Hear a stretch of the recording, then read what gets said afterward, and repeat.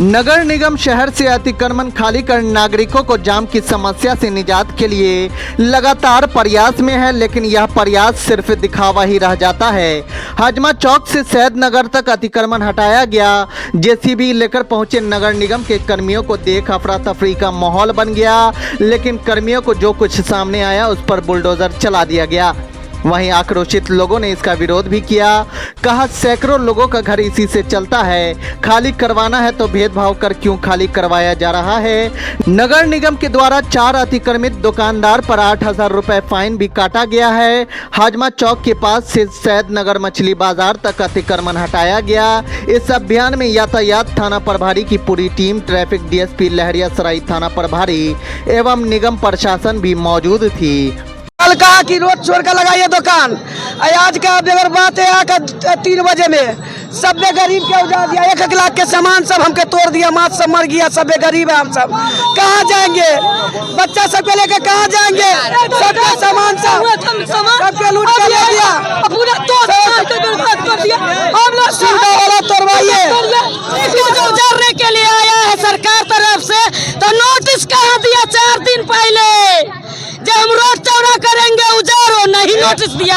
एक बाग आया, गरीब मजदूर सबके उजाड़ के धर दिया। करोड़ों लोग भूखमरी लोग तो कहना कि हम नोटिस नहीं दिया है, नहीं दिया नोटिस, नहीं दिया नोटिस। सरकार का उजाड़ गया रोड उजाड़ गया, तो रोड चौड़ा करने के लिए आएगा ना सरकार। यही है कि मान लीजिए गरीब आदमी को आप तोड़ रहे हैं तो उसका व्यवस्था क्यों नहीं करते हैं नगर निगम के द्वारा?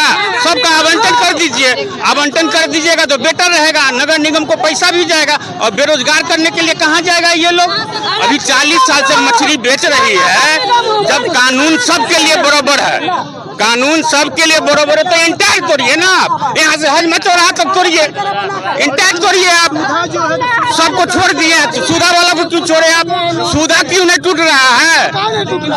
हमारा का नाम है, सुधा क्यों नहीं टूट रहा है? पहले इसका जवाब दीजिए आप। मतलब हमारा का नाम है, जब उसका आवंटन हो गया तो मछली वाले को क्यों नहीं आवंटन होगा? हाँ, सब तोड़िए ना, इंटैक्ट तोड़िए, बस हो गया। बस पैसा लिए और बिजली लगाए चल दिए, कोई तरीका हुआ?